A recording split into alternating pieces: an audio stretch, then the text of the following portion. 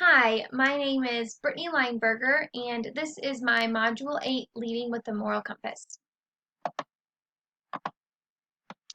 So, for my resource summary, the first resource was called Moral Compass, and it was a video about talking about how if you don't use a moral compass, you're going to get lost in the woods of bad decisions, and it's going to be hard to get out.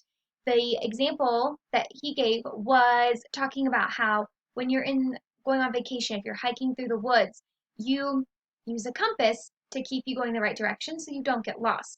But if you didn't use a compass and you're just in the middle of the woods having no idea where you're at, you're going to get lost and it's going to be hard to get out and know where you're going to be going next. Um, he was talking about how it's just like that for a moral compass. If you don't use your moral compass, you're going to get lost in all those bad decisions and you don't want to because it's going to be hard to get out once you're in them. He also talked about how people will know because you are a leader, people will know your bad decisions, and they have the right to know because you are the leader. The next one was having a moral compass. He kind of put it into 4 different sections and talking about these are kind of the rules for having a moral compass. The first one was put people first in your decision making, and he emphasized always. It doesn't matter if it's sometimes where you're like, oh, I think it's okay, I put myself first in this. When you're a leader, it's always others first, never yourself first. The second one was respect individual dignity. And to me, it's how you talk to people. That's what I got from him. He used a lot of words in that, but to me, it was how you talk to people. I need to treat them with dignity. The example he gave was if you're talking to somebody and they say, and you tell them, oh my gosh, you're so dumb. Not a kind thing to say, not treating them with dignity. So instead of saying that, you could say, oh, why did you make that poor decision? What can we do next to try to fix it? Treating them with dignity. Um, so I liked that example. I thought that was a good example. The next one was treat everyone fairly, no matter who the person is. Everyone plays by the same rules. So it doesn't matter where they come from, who they know.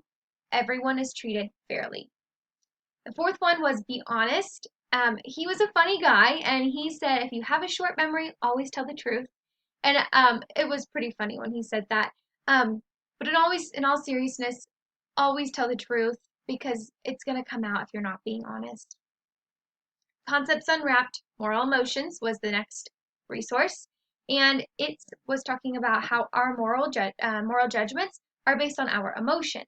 And he also discussed how there are lots of different emotions that can affect our moral judgments.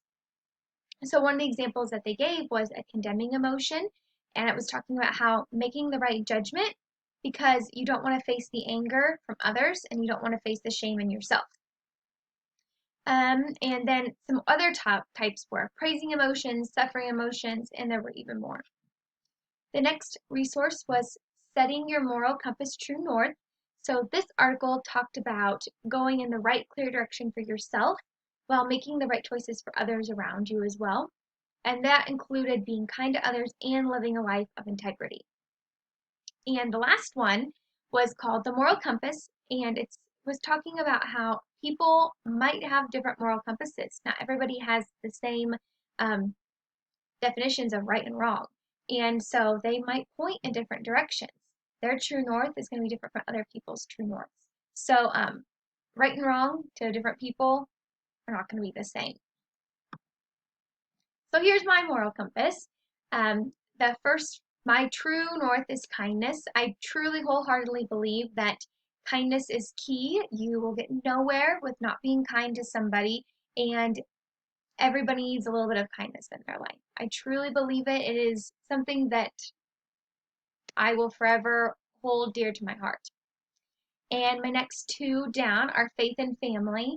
Those are very important to me. Very, very, very important. My faith and my family, so important to me. My next one is philanthropy. And ever since college, I started getting into philanthropy. And ever since then, I've tried to always give back as much as I can, when I can. And I've always tried to help people when they are in need. And I feel like that's something that's very, very important to me as well. My next one was integrity.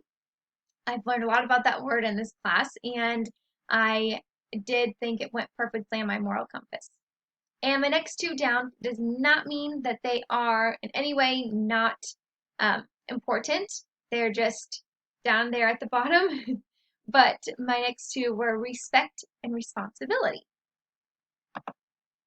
So here's my references from all of those awesome resources that we looked at earlier and my addendum. So my standard correlation, how it's relevant, and my reflection. So thank you so much for watching, and I hope you enjoyed it.